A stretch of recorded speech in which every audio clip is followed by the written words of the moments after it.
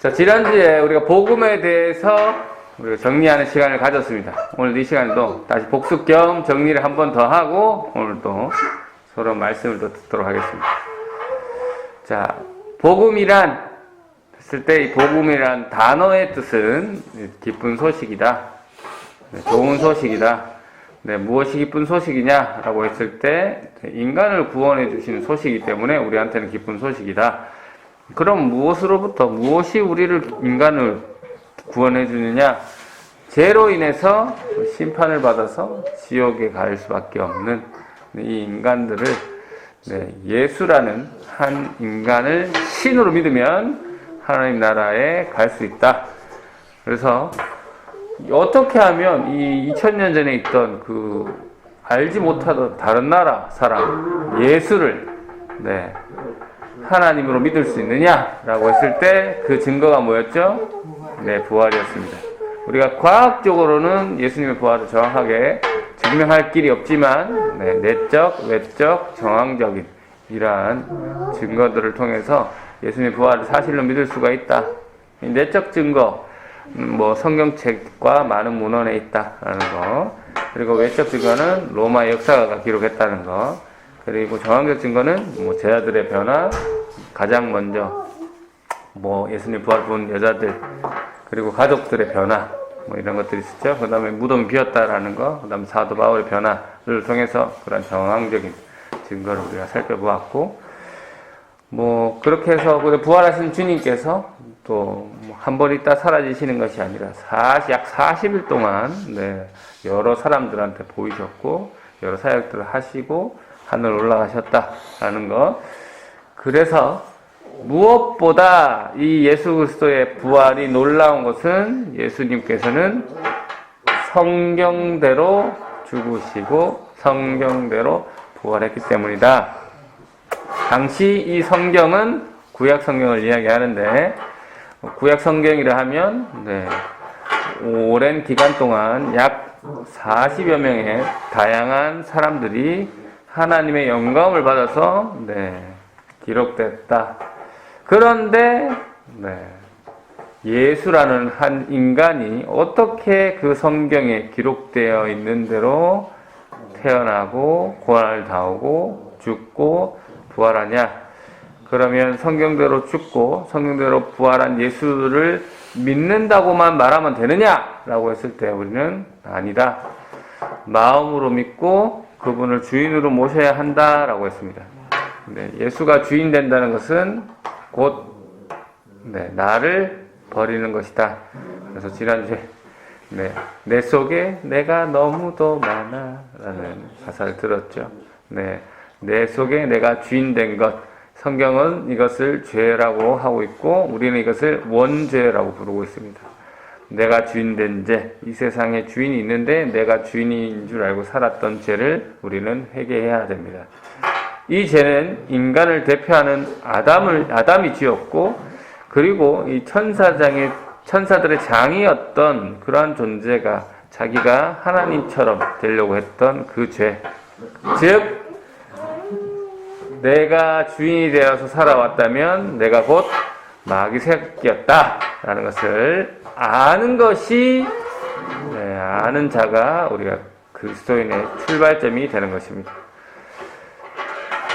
그래서 내가 곧 사탄이었던 그 지옥의 삶을 살았던 우리를 위해서 성부 하나님께서는 성자 예수 그리스도를 보내주셨다. 그래서 예수 그리스도가 인간의 주인 된 죄를 위해 죽어줄 테니까 너희는 그 예수 그리스도가 너희 죄를 위해서 죽었다라는 그것을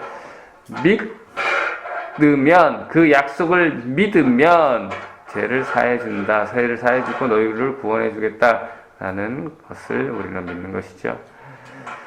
그래서 그때부터 내가 주인됨을 버리고 인정하고 회개하면 예수 그리스도께서 내 안에 들어와서 사신다. 그게 그리스도인이다. 그래서 정리하면 부활을 통해서 예수님을 신으로 믿게 되면, 다른 말로 예수님을 나의 주인으로 모시게 되면 그분의 했던 모든 말과 행동은 신의 말이 되기 때문에 네, 우리가 믿을 수밖에 없게 된다라는 거. 그래서 예수님의 부활 사건을 통해서 예수님 십자가 사건을 바라봐야 되고, 부활 사건을 통해서 성경은 부활하신 분이 신이심을 증명하신 분이 사용하셨고 그렇게 살아내셨던 성경의 말씀이기 때문에 우리는 성경을 믿을 수 있게 된다라는 거. 그래서 예수님의 부활을 통해서 우리가 그렇게 기독교인들이 타 종교인들과 타협하지 않고, 네, 유일신을 고집하며, 네, 이렇게 조금 고집스럽게 이렇게 나아가는 것 이유도, 네, 예수님이 실제로 부활했다라는 사실을 믿기 때문이다라는 것입니다. 그리고 예수님의 부활을 하신 이 사건을 믿게 하는 것은 누가 믿게 해주신다고요? 성령 하나님께서 믿게 해주신다라고 했습니다. 그래서 한 문장으로 정리해 보겠습니다. 성경대로 죽으시고 성경대로 부활하신 예수 그리스도를 성령님을 통해서 하나님으로 나의 주인으로 믿을 수가 있다라는 것. 네, 성경대로라는 단어 기억나시죠? 네, 뭐죠? 성부 하나님의 계획하심. 네. 부활하신 예수 그리스도는 성자 하나님이시고, 네, 그다음 이 모든 걸 깨닫게 하시는 분은 누구라고요? 성령. 자, 그러면 결론적으로 이 한 문장을 정리했던 이 문장, 성경대로 죽으시고 성경대로 부활하신 예수 그리스도를 성령을 통해서 하나님으로 믿을 수 있는 것, 나의 주인으로 믿을 수 있는 것, 이 안에, 이 말씀, 이 짧은 한 문장 안에 뭐가 들어가 있습니까? 복음. 아, 네, 복음이죠. 복음인데 누가 다 들어가 있습니까? 예? 다시 한번 읽겠습니다. 성경대로는 누가 하신 거예요? 성경대로. 하나님. 어떤 하나님? 살아계신 하나님. 네, 성부 하나님. 성부. 성부 하나님이 말씀하시고 계획하신 거잖아요. 성경대로라는 거. 구약 성경이니까. 네, 그리고 성경대로 죽으시고 성경대로 부활하신 누구요? 성령. 성자 예수님. 성자. 네, 성자 예수님. 네, 성자 하나님 예수님이죠. 성자 예수님을 통해서 그 성자 예수님의 부활 사건을 누구를 통해서 믿을 수 있게 되고요? 성령님을 통해서. 아하. 그런 걸 우리 잘 몰라요. 네, 성령님을 통해서 나의 주인으로 모실 수가 있다는 거. 그래서 결론적으로 성부, 성자, 성령을 통해서 우리는 그리스도인이 될 수 있다는 거예요. 네, 예수님만 계셔도 안 되고 성령님만 계셔도 안 되고 이 삼위 하나님의 놀라우신 이 조화 속에서 우리가 그리스도인이 될 수 있다라는 거. 그래서 이 성자, 성부, 성령 이 하나님께서 네, 뭐라고 하셨냐라는 것을 우리가 성경을 통해서 지난주에 살펴보았습니다. 네, 예수님께서는 자기는 포도나무고 우리는 가지라고 하셨죠. 그래서 그 하나님을 떠나서는 아무도 살 수 없다고 했습니다. 네, 즉 우리는 예수님께 붙어있는 한 존재라는 것을 알려주셨고, 또 예수님께서는 네, 하나님을 아버지라 부르면서 그 하나님이 우리의 아버지도 된다라고 분명히 말씀하셨죠. 그래서 놀라운 사실, 하늘에 계신 이 세상을 만드신 신을 우리는 아버지로 부를 수 있는 그 특권을 가지게 되는 것. 네, 말씀에 기록되어 있습니다. 그리고 성경은 분명히 천국과 지옥이 있다라고 말씀하셨고, 그 다음에 서로 왕래할 수 없는 네, 그러한 공간임을, 그러한 뜻임을 이야기했었고, 그 다음에 예수가 죽었다, 부활했으니 예수를 믿는 우리도 죽었다가 다시 부활할 것이다 라는 것을 네, 성경은 말씀하고 있습니다. 그래서 이 모든 성경의 내용들이 우리한테는 기쁜 소식, 즉 복음이 되는 것입니다. 이걸로 끝이 나느냐? 끝이 아닙니다. 우리는 계속해서 내가 주인 되려고 하는 마음, 네, 그리고 내 속에 하나님의 영이 계속 싸움을 벌이고 있다라는 거. 우리는 점차 내 속에 있는 내 안에 들어오신 그 하나님의 영이 네, 주님이 이길 수 있도록 네, 승리하실 수 있도록 성숙되어야 하는 길을 걷는 게 우리 그리스도인의 모습이어야 한다. 그래서 이 첫사랑을 회복시켜 주세요 라는 말은 사실은 네, 뭐 어떤 의미로 사용할 거냐면 뭐 예수님의 처음 믿었을 때 그 뜨거운 마음을 회복시켜 달라는 뭐 그런 마음인데 이런 말들을 하시는 분들을 보면 그 사이에 마음이 그 감정이 식었다라는 것이죠. 그런데 말씀드렸지만 믿음은 하나님께서 주시는 거라 식고 안 식고의 문제가 아니거든요. 네. 그래서 우리가 그리스도인 된 사람들은 어떻게든 하나님 뜻대로 살려고 하기 때문에 시간이 지날수록 믿음이 성숙되고 성장될 수밖에 없습니다. 그래서 그 첫사랑을 회복시켜 주세요라는 말은 뭐 그 뜨거운 마음을 회복하고 싶은 마음은 알겠으나 사실 의미상은 조금 잘못된 의미가 되겠죠. 우리가 날이 갈수록 제대로 된 그리스도인은 성숙하게 될 수밖에 없기 때문에. 근데 그렇게 성숙이 안 되니까 첫사랑을 회복시켜 주고 싶어 하는데 사실 문제가 있는 거죠. 그래서 우리는 계속해서 내 속에 있는 나를 버리고 내 안에 계시는 성령, 그 예수 그리스도가 계속 내 안에서 일하실 수 있도록 우리는 그 음성을 듣기 위해서 성경 말씀을 읽어야 된다. 그래서 오늘 이 자리에 모였다라고 했습니다. 그래서 오늘부터 우리가 이제 그 성도에 대해서 한번 나눠볼 텐데요. 성도가 무엇입니까? 성도. 누구를 성도라 부를까요? 예수를 아는 사람들이 다 성도. 네, 맞습니다. 고린도전서 1장 2절 방금 읽었습니다. 거기서 다시 한번 제가 상반절만 읽어볼게요. 한번 부르심 받은 자들과까지 한번 읽어볼까요? 시작. 고린도에 있는 하나님의 교회 곧 그리스도 예수 안에서 거룩하여지고 성도라 부르심을 받은 자들과 여기서 보셨을 때 성도란 어떤 사람들을 성도라고 합니까? 그것이 예수 안에서 거룩하여지고 맞습니다. 하나님의 교회 곧 같은 의미죠. 그리스도 예수 안에서 거룩해진 사람들을 성도라고 하고 있습니다. 또 그 뒤에 보니까 성도는 어떤 사람이라고 합니까? 부르심을 받은 자다. 그래서 성도는 예수 그리스도 안에서 거룩해지신 사람들. 이 거룩이란 단어 뭔지 아십니까? 거룩이란 단어의 의미 구별되다 라는 뜻입니다. 뭐로부터 구별된 겁니까? 세상으로부터. 그렇죠. 세상으로부터, 죄로부터, 또 내가 주인됨으로부터 구별된 그런 자들이 누구라고요? 성도. 성도입니다. 저도 성도죠. 여러분도 모두 성도입니다.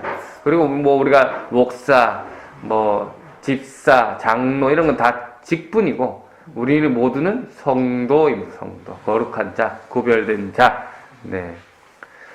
그래서 이 거룩한 자, 구별된 자, 성도 다 같은 뜻입니다. 같은 뜻. 그래서 맨날 거룩하게 해주세요 하라는 게 어떤 뜻입니까? 성도가 되게 해주세요. 구별한 삶을 살게 해주세요 라는 거. 그래서 이 부르심을 받은 자라고 성도란 부르심을 받은 자라고 되어 있는데 이 부르심을 받은 자를 헬라어로 뭐라고 하냐면 에클레시아라고 합니다. 에클레시아. 에클레시아란 뜻은 뭐라고요? 부르심을 받은 자. 근데 우리는 이것을 뭘로 부르냐? 교회라고 부르고 있습니다. 교회. 그래서 즉 성도란 하나님께서 죄로부터 구원해 주시기 위해 부르신 즉 구별되어진 사람들, 그래서 구별되어져 거룩해진 사람들의 모임을 구별해진 사람을 성도로 하고 그 성도가 한 사람이 아닌 두 사람 이상 모이면 뭐라고 할까요? 교회라고 합니다. 그러면 교회는 가는 곳인가? 교회는 가는 곳입니까? 다시 성도는 예수님을 믿는 사람들을 성도라고 하잖아요. 구별된 사람들을 성도라고 하잖아요. 그런데 이 성도가 한 명 이상 모이면 그것을 뭐라 한다고요? 교회. 그럼 교회는 가는 곳입니까? 아니요. 그러면 뭐합니까? 교회는 건물을 얘기하는 겁니까? 교회는 사람을 말하는. 그렇죠. 사람을 이야기하는 거죠. 사람들을 얘기하는 거죠. 어떤 사람들? 예수님을 믿는 사람들. 맞아요. 예수님 믿는 사람들. 그래서 우리가 자꾸 예배당이랑 교회를 구분하지 않고 사용하긴 한데 우리들은 성도들의 모임을 교회라고 합니다. 우리가 지금은 우리 레포츠 교회가 여기 가정교회 온천장에서 예배를 드리고 있는데 교회가 없는 겁니까? 있습니다. 그렇죠. 예배당이 없는 거지 교회는 있는 겁니다. 예배당이란 건물이 없는 거죠. 왜냐하면 우리는 다 뭡니까? 거룩한 성도. 네, 성도이기 때문에 우리가 한 명 이상 모였기 때문에 우리는 교회가 되는 겁니다. 우리가 예배당을 두고 제주도로 여행을 갑니다. 아니면 해외로 여행을 갑니다. 그러면 누가 가는 겁니까? 교회가 가는 겁니다. 네, 교회가 가는 겁니다. 이해가 되시죠? 네, 우리 한 사람 한 사람은 성도고 우리가 두 사람 이상 모이면 교회다라는 거 잊지 마시고요. 그래서 어딜 가든 내가 성도로서 교회로서 그렇게 생활을 해야 된다. 그래서 성도란 하나님께 부르심을 받은 자이며 성도가 2명 이상 모이면 교회가 된다라는 거. 자, 그렇다면 이 성도 왜 부르심을 받았을까요? 하나님께서 너를 왜 불러주셨을까요? 만세 전부터 자녀들이 네, 그래서 멀리서 찾지 않고요. 거기 고린도전서 10장 31절에서 이 말씀을 한번 찾아보겠습니다. 10장. 도대체 하나님께서 성도를 왜 불렀느냐? 그런 중 너희가 먹든지 마시든지 무엇을 하든지 다 하나님 영광을 위해서 하라. 하나님께서 뭐 때문에 성도들을 불렀다고요? 영광을 하나님 영광을 위해서. 그렇죠. 뭘 하든지 하나님의 영광을 위해서 하라 불렀습니다. 네.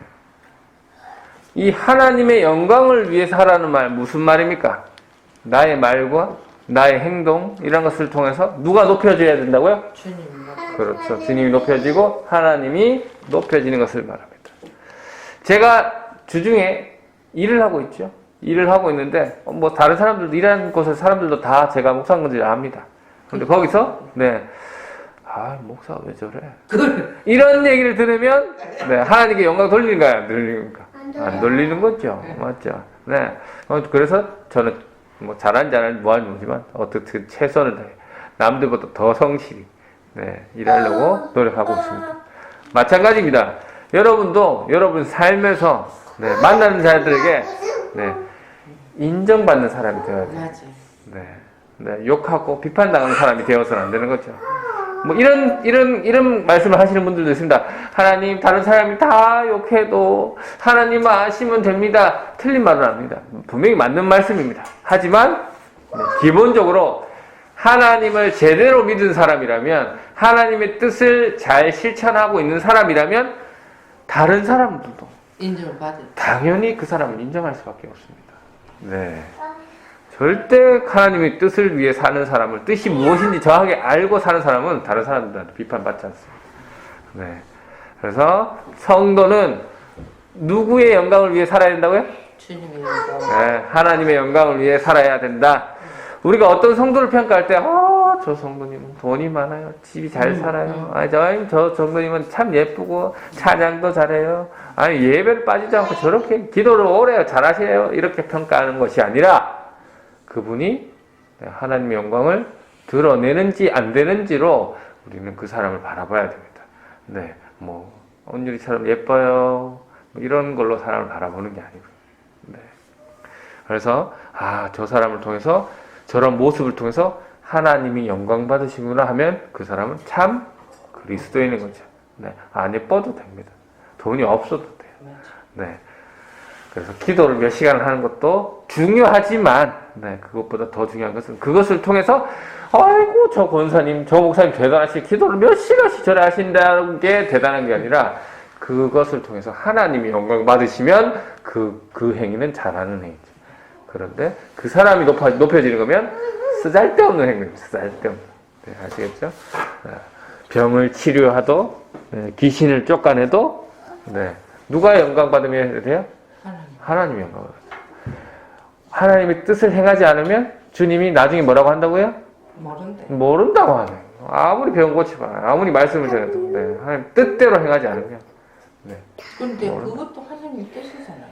어떤 거요? 고치는 것도. 고치는 것도 하나님 뜻입니까? 고치는 것도 하나님의 뜻인데, 응. 하나님의 뜻이 그 사람을 왜 고쳐야 되는지의 뜻이 정확해야 된다는 거죠. 하나님 영광을 고치. 그렇죠. 근데 그게 아니면, 그게 아니라면. 근데 대충 다 그걸 드러내기 위해서 그렇게 하시는 분들도 있지만, 해주겠죠. 우리가 어느 교회 어느 목사님이 사람들 잘 고치더라 하면 우르르 가는 것은 하나님 영광을 위해 고치는 겁니까? 근데 그 사람들이 참 너무 애탄 마음이지. 그렇죠. 그러니까 잘못된 마음인 거죠. 그게 아. 사람의 심리. 네, 그런 거죠. 하나님 영광을 위해 가야 되는 것들. 사람을 보고 가는 거죠. 사람이다 보니까 그래. 그런 거죠. 그렇게 되면 나중에 하나님 주님이 모른다고 한다니까요. 그럼 네가 원해서 고치달라고 한 거잖아. 뭐 그렇게 가는 거죠. 네. 우리는 항상 그래서 조심해야 됩니다. 네. 우리가 하나님의 영광을 위해서 지금 이러한 모습으로 간다라는 것이. 그리고 계속 자라가야 됩니다. 네, 자라가야 돼요. 그래서 이 자라가야 된다는 말씀이 에베소서 4장 16절에 나오는데 제가 한번 읽겠습니다. 조금 뭐 한번 읽어서 어려서 읽고 쉬운 성경으로 다시 읽어드릴게요. 그에게서 온몸이 각 마디를 통하여 도움을 받음으로 연결되고 결합되어 각 지체의 분량대로 역사하셔 그 몸을 자라게 하시며 사랑 안에서 스스로 세우니라. 네, 쉬운 성경을 읽으면요. 온몸이 그리스도께 붙어 있으니 각 지체가 서로 도와주어서 각자 맡은 일을 잘 해내도록 하십시오. 그러면 온몸이 건강하게 성장하여 사랑 안에서 더욱 튼튼하게 서게 될 것입니다. 라는 말씀인데요. 여기서 네, 성도들은 서로 도와서 건강하게 성장하게 해야 된다라는 얘기를 하는 것이죠. 이거 초대교회의 모습, 우리가 봤던 모습과 일맥상통합니다. 서로의 필요를 네, 자원해서 채워주는 것. 네, 저는 말씀을 전하는 자로서 말씀을 준비하고 말씀을 전하는 것, 네, 저에게 맡겨진 일을 하는 것.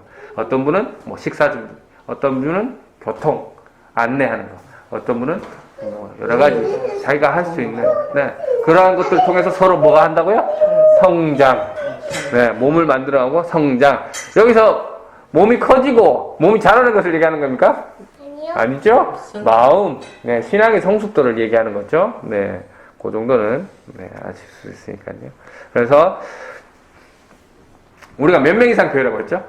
2명 이상 교회라고 했는데 혼자 신앙생활 사실은 할 수는 있지만 여기서 나와 있듯이 서로 도와주어 각자 맡은 일을 잘 할 때 그러면 온몸이 건강하여 성장하게 된다라는 것을 보니까 혼자 신앙생활 할 수는 있지만 혼자 하는 건 너무 어렵다. 신앙생활, 몸을 건강, 마음을 건강하게 하는 게 어렵다. 튼튼하게 되게 되려면 서로 사랑 안에서 더욱 튼튼하게 되려고 하면 서로 각자의 자리에서 보다듬어 주고 자기 할 수 있는 것을 기꺼이 소유 필요를 채워줄 때 신앙의 성장이 일어난다라는 것을 알 수가 있습니다. 그래서 결론적으로 성도는 하나님께 영광을 돌리기 위해서 하나님의 뜻에 순종하면서 헌신해야 된다라는 거. 그래서 그 순종과 헌신의 대표적인 아이콘 예수 그리스도가 되겠습니다. 네, 하나님 뜻에 순종하셔서 네, 이 땅에 오셨죠. 그리고 십자가의 공생애를 사시고 십자가에 죽으시는 그 헌신을 통해서 네, 그리고 제자들을 섬기시고 많은 병든 자를 고치시고 죄인들을 불쌍히 여겨주시고 하는 그런 헌신의 모습, 하나님 말씀에 순종하는 모습을 네, 보면서 결국 네, 하나님이 영광 받으시는 것을 우리가 보았습니다.